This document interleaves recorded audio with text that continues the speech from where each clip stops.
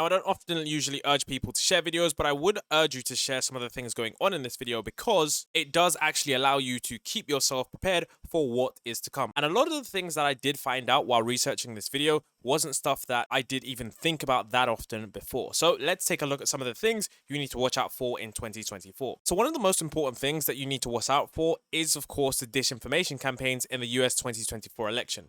Now, this isn't just the US 2024 election, but you need to watch out for disinformation campaigns because this is going to be something where you really need to pay attention to what exactly you are seeing. You have to understand that AI generated images, not just of the presidents or political figures or, members of the parliament or whichever political party are going to be, circling around doing things that I can't imagine. There are also other images which could definitely affect the way that this process is done. So there was actually an AI generated image of the Pentagon blowing up. This image that you can currently see on screen now was in fact AI generated. I know it doesn't look it, but you might be thinking, okay, this is just an awful image. What does this even matter? Because I'm not going to believe that this is AI. You have to understand, those of you who are watching this channel, you're more considered the tech savvy demographic because you're paying attention to the AI trends, so you're more likely to know exactly what's going on. A lot of people don't actually pay attention to AI trends. They don't know what's going on in terms of AI generated stuff only when it reaches mainstream news.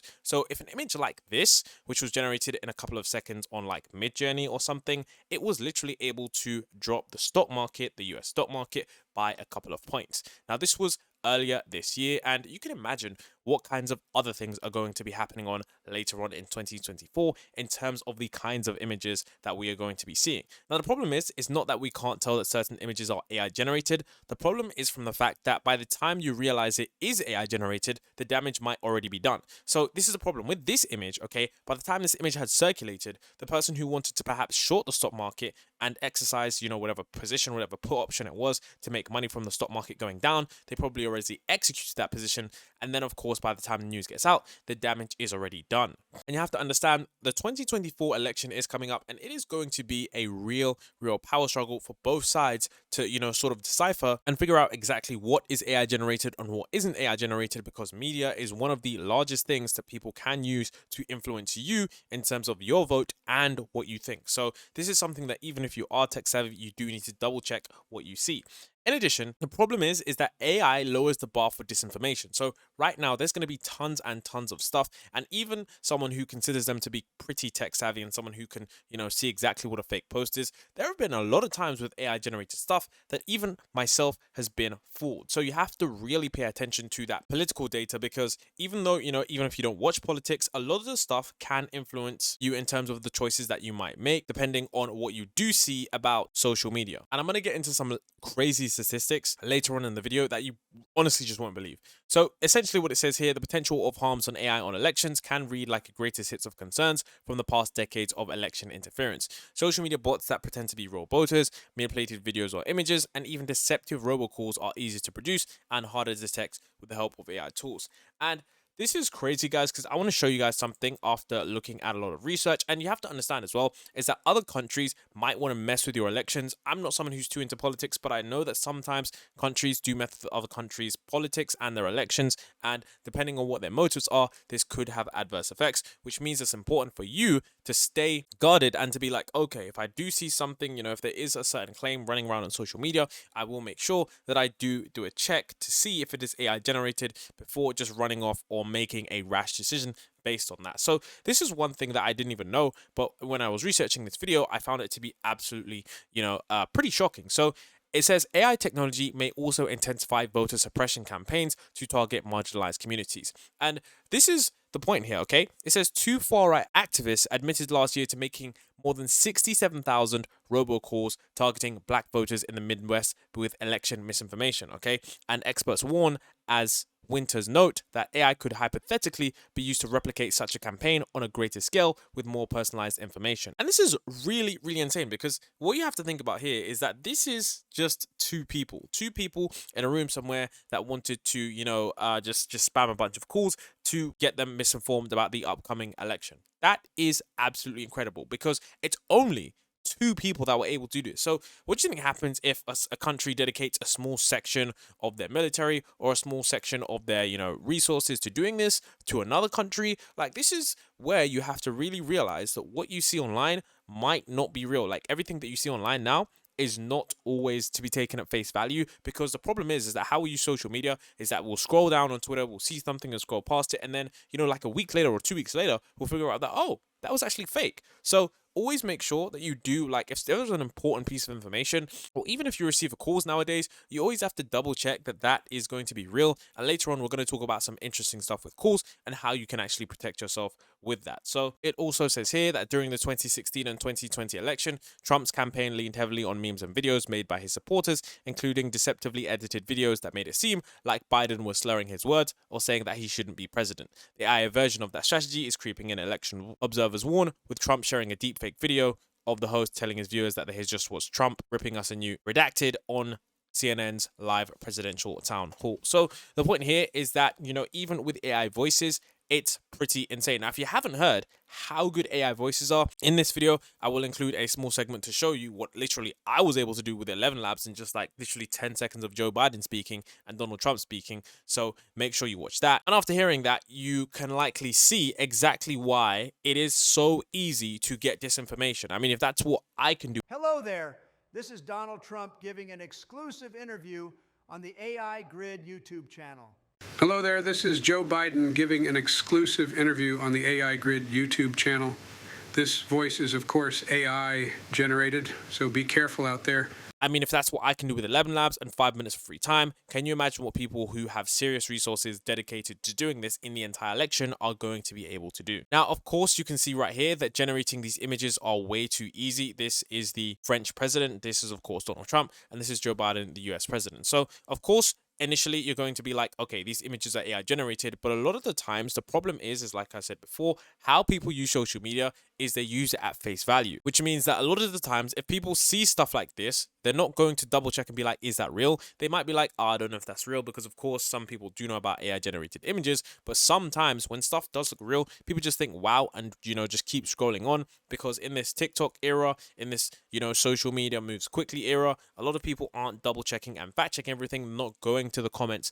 And you have to understand that with that, you need to be someone that looks at the information and critically analyzes, okay, what am I looking at here? Where is this source coming from? Where is this image pasted? Is this relevant? And do I need to be much more skeptical? And this is why I say you do need to fact check everything, because this does have 6.8 million views. And you can imagine the kind of damage that this does to either party. Now, it doesn't really matter where you stand. You have to understand that the false information being sent to you isn't good, no matter which side you are on. In addition, there was also a deepfake video of Zelensky telling Ukrainians to lay down their arms, and this had to get debunked. So with AI generated videos coming out and deepfakes and stuff like that, it's really, really important to make sure that whatever it is you are looking at, like I said before, stay critical in your analysis, because I do really think that unfortunately, this is actually something that is just the beginning. Then, of course, we have one of the most important things, and I'm pretty sure that if you're watching this, this is probably the part where you're going to be paying most attention. And this is, of course, job displacement. So this research is quite shocking, like much more shocking than I did think. And it does say that 53% of companies use AI and 24% plan to start in 2024. 37% of companies using AI say the technology replaced workers this year. 44% of companies say AI will lead to layoffs in 2024. And don't worry, this isn't just a video that's fear-mongering about everything. With each point I make, I'm going to tell you how you can actually solve the issue. So it's not just a video that doesn't help the situation at all. So 96% of companies hiring in 2024 say candidates will benefit from having AI skills, and 83% say AI skills will help current employees retain their jobs. In addition, this is definitely one of the best articles I have seen. It says 4 in 10 companies say AI is likely to replace employees in 2024. Now, of course, it does depend on what sector you're in. And in a moment, I'm going to get into which sectors are going to be the most affected and which ones are likely to be the least affected. So it says of companies currently using AI, 37% say workers were laid off in 2023 because they were no longer needed due to the company's use of AI. And in 2024, 44% of companies who use AI plan to by next year say employees will definitely or probably be laid off due to the use of AI. And this person says, I'm not surprised by these results, and I hope this article is a wake-up call for anyone rejecting AI in their industry or function. I would advise employees to consider all parts of their position and what they could possibly be taken over by AI. Figure out what part of your position can't be taken over by AI, or where AI might need some human intervention, and become the go-to person for these tasks. Employees need to find ways to grow their skills and stay relevant in their field if they don't want their job to be given it to an AI. And that is, of course, very, very true. Even though AI systems are very good, you have to understand that the only thing that AI systems really do is that they really do the mainly automated and repetitive autonomous tasks. So this excerpt from Google says that AI has already shown its capabilities in handling data analysis and basic financial tasks, but more strategic and complex roles are less likely to be fully automated.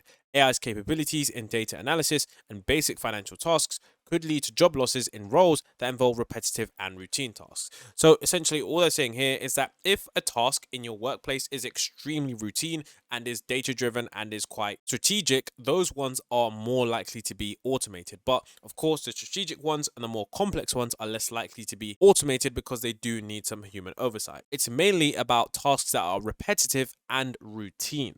So now let's take a look at the 12 jobs that AI will replace, and I'll leave a link to the article in the description. But this is, of course, something you do need to pay attention to. So here you can see number one is customer service executives. You can see that it essentially gives it a risk level rating. The risk level rating it gives is 87%, and it basically says that customer service roles that do not require high levels of social or emotional intelligence to perform their role efficiently. Almost all businesses will now use AI to respond to customer service questions and queries using chatbots and with automated responses to frequently asked questions, such as "where is my order?" This is something that already was on the way out because of simple flowchart diagrams that people could use to figure out exactly what they were needing from the company, with literally automated phone lines where they literally say press 1 if you want to talk to this person, press 1, yada yada yada.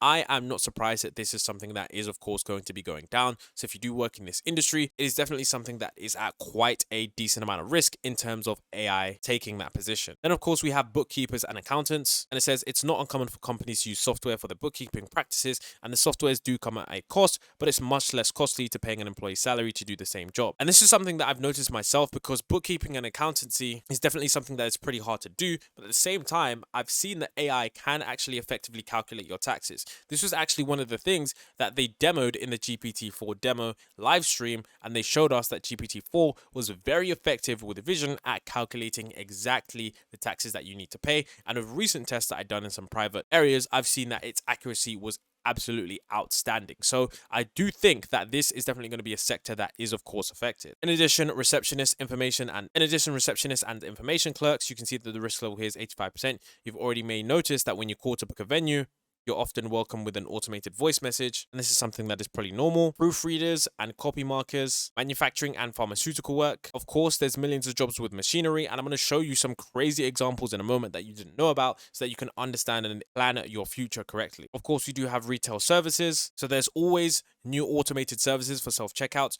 We really didn't think that we were going to get automated services in stores, but in so many stores now, you walk in, you literally just grab your items and you check out with a self-automated. Also, courier services, we are seeing the rise of AI courier services. In many other countries, we're seeing AI robots delivering food. We're seeing them deliver stuff. So it wouldn't be a surprise if in the future, this is definitely something that we see get mainly eradicated by AI. I mean, a lot of the industries probably won't go away completely, but they definitely will be affected to some degree. Now, this article does talk about how doctor calls and surgical assistants are at one of the lowest risk levels, even though these robots are pretty good. I'm pretty sure that this is quite true, because human dexterity is definitely something that is pretty hard to crack. I've looked into robotics a decent amount, and that is something that they are quite struggling with. Progress is definitely decent, but it is one of the hardest things to do. In addition, I do think that soldiers and military is going to be affected by AI, and the head of the UK military stated that autonomous robots could soon form a quarter of the British Army by 2030. It says taxi and bus drivers. I do have to slightly disagree with this one, because I do think that if there's any AI system that does cause any harm in any kind of crash, the amount of liability that's going to be on that company, they're probably going to go bankrupt. And this is only unless there is some major breakthrough in terms of these driverless systems. So what you're seeing on screen right now, you're seeing a robot from the company Sanctuary AI. They make humanoid robots, and you can see that the dexterity from them is actually pretty good in terms of how they're actually able to grab items and pick and pack. Of course, you could argue that a human would be able to do this in literally seconds and just, pick and pack the items within seconds and not have this slow moving, because this is equivalent to someone that's pretty old, we could argue. But you have to understand that whilst this is true, and whilst for now these robots are no better than humans at all, we have to understand that in the future they eventually will be. Companies are spending billions and billions of dollars developing these robots, which means maybe not today, maybe not even 5 years from now, but definitely 20 years from now, we're going to see these robots doing these tasks that are repetitive and boring with much faster robots and with much faster accuracy. So I wouldn't be surprised within maybe, like I said, the next 10 to 20 years, you definitely want to plan your future for what you're doing if these robots don't take a significant portion of the workforce. Now, for those of you who think that that isn't true, I want to point you out with a prime example. So if you don't know, Amazon has warehouses, okay? Warehouses where they pack their stuff. And I can't imagine that during times like this, especially during times like the holidays, it gets any easier on them. Now, a while ago, I was doing some research on Amazon's warehouse conditions, and what I stumbled upon was absolutely incredible. Amazon has one of the worst warehouse working conditions ever, and there's been numerous reports on how badly Amazon pushes its workers in terms of making them work overtime and just putting them through inhumane conditions, and I've seen numerous complaints. However, this relates to AI because Amazon recently started testing humanoid warehouse robots that would eventually only cost $3 per hour to operate. And that won't calm workers' fear of being replaced. I do think that in the future, like I said, the main problem with robotics now is that these are slow and expensive, okay? Once these get cheap and inexpensive, that's when we see mass job layoffs start to happen. So right now, the humanoid robots that Amazon is testing, there's videos of them testing these robots, and I'm about to show you that. But Amazon already does have tons and tons of autonomous robots in its factory. Amazon literally has around 4 to 5, maybe even 10 different autonomous robots that operate within their factories. Now, humans do work with these robots, but what's going to happen when a large majority of Amazon's workforce is going to be able to be paid $3 an hour? All you need to do is charge it up, and you can literally have it working 24 hours, and it's not going to be complaining about needing to take any time off. It's not going to be needing to complain about in terms of any kind of lawsuits that it might be filing. It's just going to do the work repetitively, autonomously, and it's going to do the task with as much accuracy as it can. So now I'm going to show you how other companies are actually starting to use this.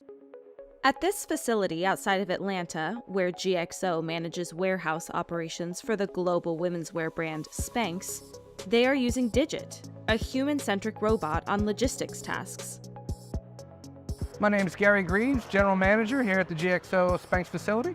It's a true omni-channel distribution center, so we handle returns, we handle inbound, outbound operations, e-commerce, wholesale fulfillment, as well as B2B. It's basically taking the heaviest workload out of the process, right? So we're leveraging robotics to drive efficiency and having them do the things that are most taxing to associates, right? And most task-oriented. So leveraging robotics to drive efficiency. Digit is very cool, and it's a great experience for our associates. So it's reducing repetitive tasks. It's able to take away the heavy lifting for our associates as they work side by side. It has been what we're going to see is companies working with these robots, because a lot of the times they do still need human supervision. But like I said, right now, remember, this is just the first iteration of these robots. It was only recently that we're starting to see companies like Tesla pile in the billions of dollars needed to make this stuff a reality. Now, I do think that this will take longer to develop than initial AI-based computer systems, but like I said, this is definitely going to be something that we do see a rise of in the future, because whoever does solve the issue in terms of making a robot that is, I guess you could say, the most widely available robot that these companies can use and deploy, there's definitely a huge financial incentive for whatever company that is going to be. Now, remember, Tesla's working on it, we've got Figure working on it, we've got Agility working on it, we've got tons and tons of different companies, and that only means that with the way how the capitalist society works, that eventually this is going to get solved. And when it does get solved, there's definitely going to be mass job layoffs, because these companies aren't going to be hiring people that are more expensive and less efficient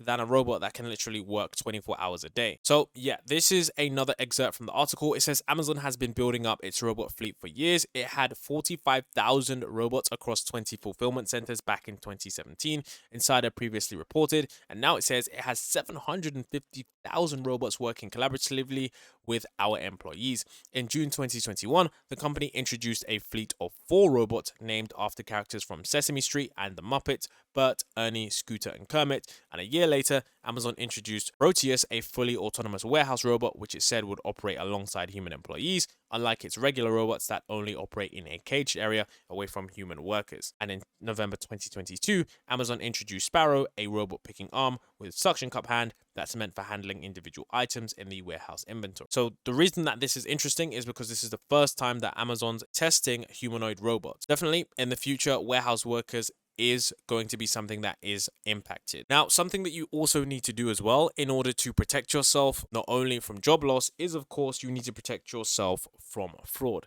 This is because every single level of fraud that you can think of is going to be increasing.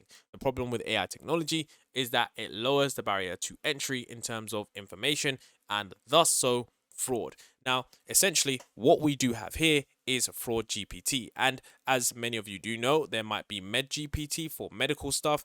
Just likewise, there is Fraud GPT for fraudsters, and there are many other AI systems that are available on the dark web that people can buy and use in order to accelerate their AI scams. So you can see right here, it says that Fraud GPT is a product sold on the dark web and Telegram that works similarly to chat GPT, but creates content to facilitate cyber attacks. Members of the threat research team at NetEnrich first identified and saw it advertised in July 2023. A major selling point was that Fraud GPT doesn't have the built-in controls and limitations that prevent ChatGPT from doing or answering inappropriate requests. And another point that I wanted to show you, that even if people don't use Fraud GPT to generate scam emails and stuff like that, you can still achieve the same with ChatGPT. You can see that in this article, they do talk about how they were literally able to get ChatGPT to write a email that was for like a business account manager's name, requesting funds immediately. And you have to understand that the problem with this is that if you've ever seen a scam email,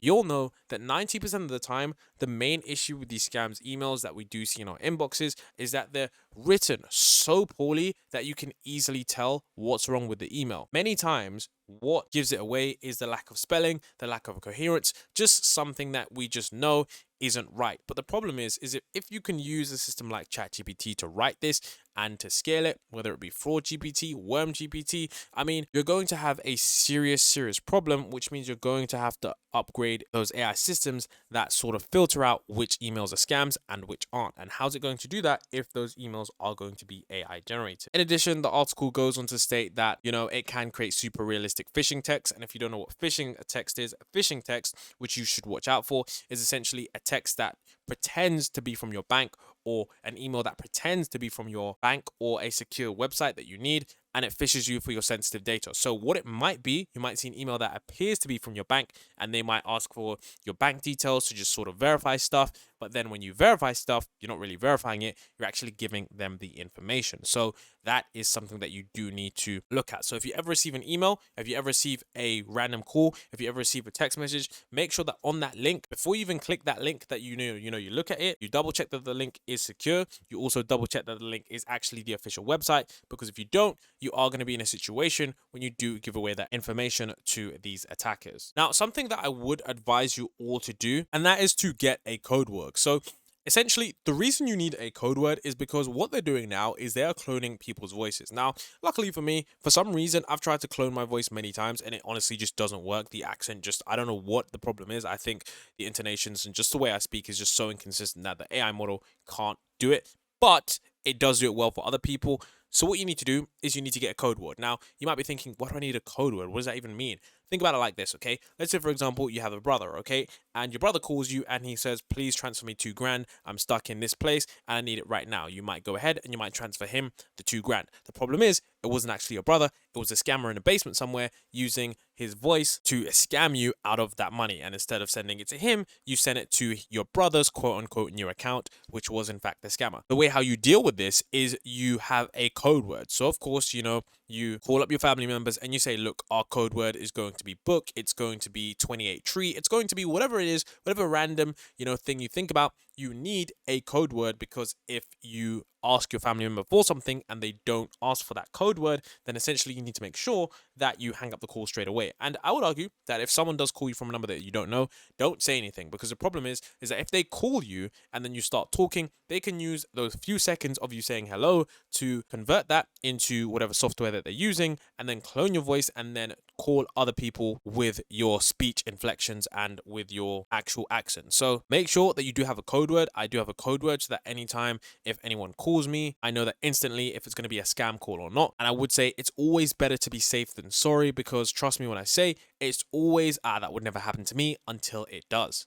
So the article says here that, that this person noted that the voice clone calls from scammers are typically shorter than this example and may try to cut off a potential conversation by saying something like, "I can't talk right now," as they relay the request for money, account access, or other sensitive information. Remember, the goal of the scammer is to get you into a fight or flight to create urgency in your mind that your loved one is in some sort of trouble. So the best way to deal with these situations is to hang up immediately and call your loved one to verify if it's them or not. Of course, this is always a thing to do, but sometimes your loved one might not answer their phone. So always just have a code word, and that's a way that can actually help you. Now, there's actually something interesting that I did find, and I think this is on two sides of the spectrum, because what AI can actually do, and I'm going to talk about the negative first before I do talk about the positive, is that AI can actually cause social isolation. So essentially, you have to understand that right now AI has been rolled out in many different forms. ChatGPT isn't just one of the popular ways to use and interact with the chatbot. There are many different ChatGPT wrappers that people do use and interact with the chatbot. You have My AI on Snapchat, you have Character AI, ways that interact with the chatbot, and I've seen tons and tons of videos on TikTok about people talking about how much they enjoy talking to these chatbots and how they spend hours on end talking to these fictional characters online. So essentially, the problem here is that what we could have is a situation where it isolates people even further. Think about it like this. If you are someone who's, just a normal person, and then, maybe you have a falling out with your friends, and then you start talking to an AI, and then you realize that AI understands you more, you have better conversations with it, it doesn't get mad at you, it literally listens to all of your stuff, it remembers every piece of conversation. People, slowly but surely, over time, are going to become more and more socially isolated. It's the same thing that happened when social media was introduced. It didn't really connect people. It kind of ruined the in-person relationships that we did have. So it says here, a study found that Americans are experiencing a friendship downturn with fewer social connections and less close relationships. This is especially true for younger people. According to the Surgeon General report, Americans between 15 to 24 spend significantly less time with friends in the last 2 decades, from 2.5 hours a day to only 40 minutes. This affects social interaction and the impacts of algorithms on our relationship and decision making. So you have to understand that this is something that I would say just be aware of it, to the point where you don't spend all your time talking to an AI. Understand that for some people, this is definitely a help. And in those cases,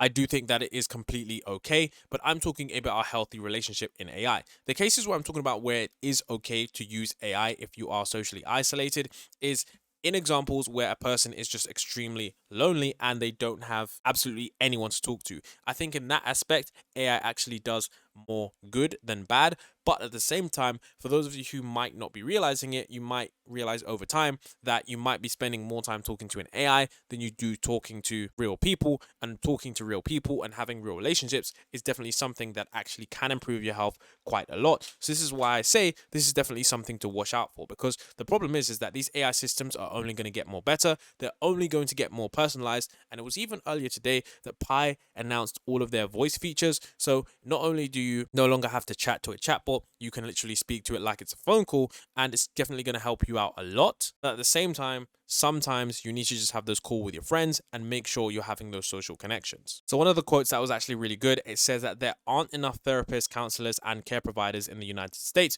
to support every lonely person, while AI-based services can be scaled to poorly served regions and be offered 24/7. So it's actually a pretty good thing on one side, but you have to remember all the time when there is a good outcome, oftentimes there are caveats to that outcome. Then what we have here is advances in autonomous drone technology, and this is not something that I am actually a fan of, because I do think that applications overall are going to be applied to more concerning matters than matters like this. So what you're seeing is essentially just a drone show, which essentially just means that, those drones, those little drones that people use sometimes to record stuff, you can actually have those drones to actually have drone shows before. And if you haven't seen a drone show before, I urge you to, because they're actually really, really cool. But that's not the kind of application that I am talking about. The problem is that advances in AI are happening across the board, which means that this is going to get better, that the military applications are going to get better. So I saw this deep dive article, and it basically says that states should plan to employ drone swarms after careful consideration of their risks and implications.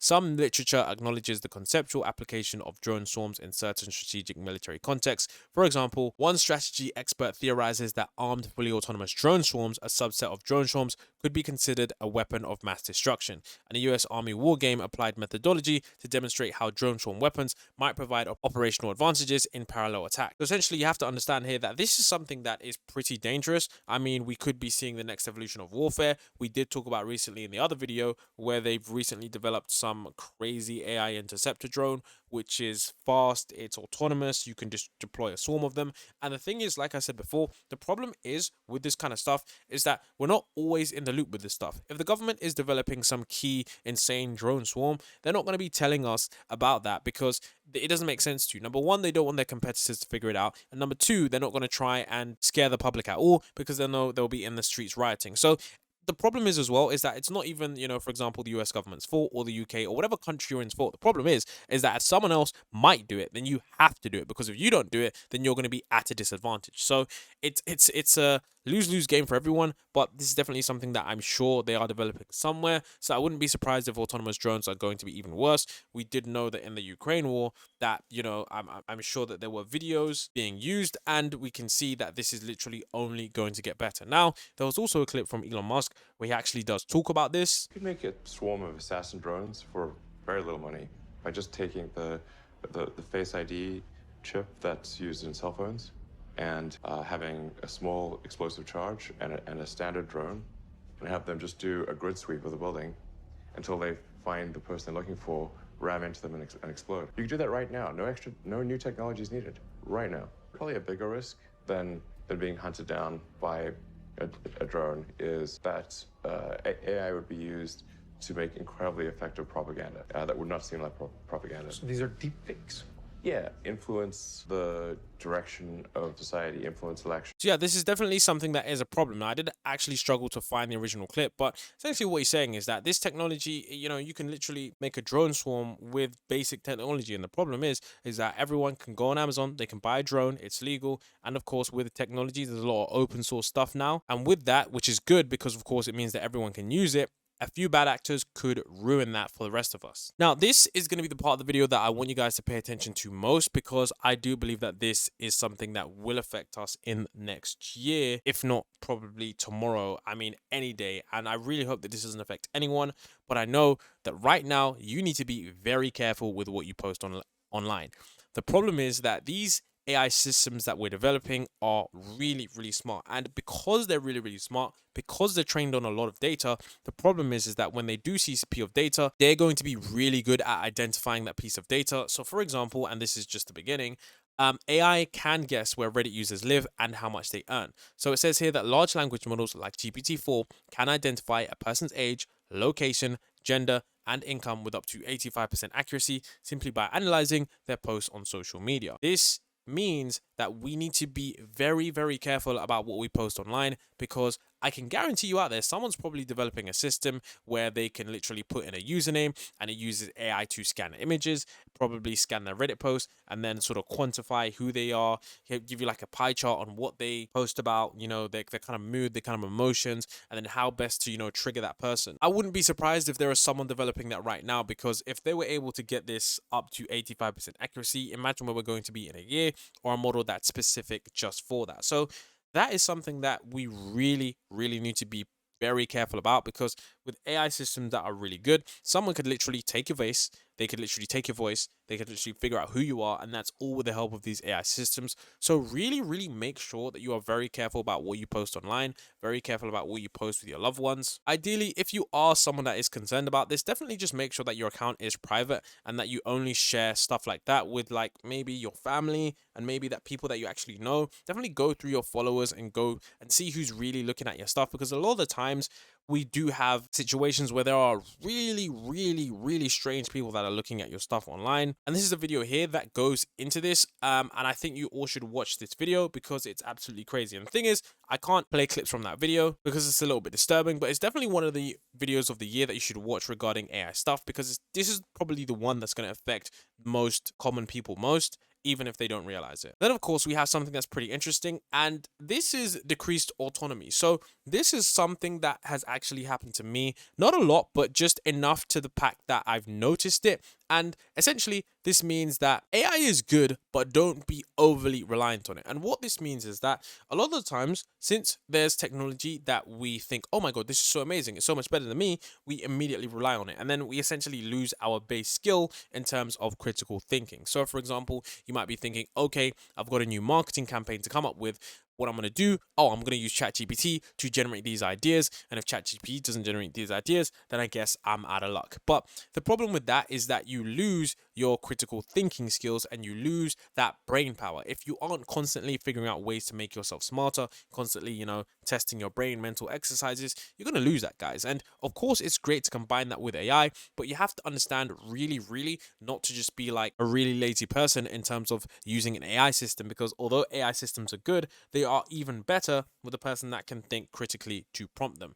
And essentially what this clip is of, this is of someone who is essentially using an API with Whisper, and essentially what they're doing is getting, real-time responses from this interview so that they could potentially do it. Now, of course, this is from a video, but essentially it was a demonstration of what the software is capable of. And I'm sure that people out there are probably wanting to use this. Maybe some people have. I'm pretty sure that they're not going to disclose it. Problem is that if you're too reliant on AI, I can promise you your quality is definitely going to slip, because I did see this happen to myself quite a decent amount. And for me now, in terms of working, I would always say that AI is something that I use last, because a lot of the times, although AI is good in certain categories, in other categories, it's just not as good. And when the AI does generate some stuff, it's always cookie cutter and very, very basic. So unless you're using a extreme fine-tuned model like MedGPT or something like that, I would say that AI is good, but always combine it with your own human judgment to make sure, because a lot of the times I've seen so many times where people just use ChatGPT based responses, and this is a real problem for you moving into the future. If you are trying to move into the future, trying to increase your career, trying to increase your earnings, yes, use an AI, but don't become so reliant on it that it is your one skill, and then in the future, maybe the AI goes down, maybe, the API goes down for a week, like, OpenAI nearly imploded the other week. Like, what would happen to you if you were completely dependent on that? And we know that other models, although they're catching up, they're not nearly as good. And even Google's Gemini, which is just as good, isn't out yet. You don't want to be left out in the dark. You have to remember that your brain is one of the biggest assets you do have, and you want to make sure that you keep that in tip-top shape. And you're going to be even better than people who just use AI to do everything. So I would say decreased autonomy is one of the biggest problems that will be there. There is definitely going to be a lack of critical thinking, and if you can maintain that, you're definitely going to become someone who's valuable and useful in the future.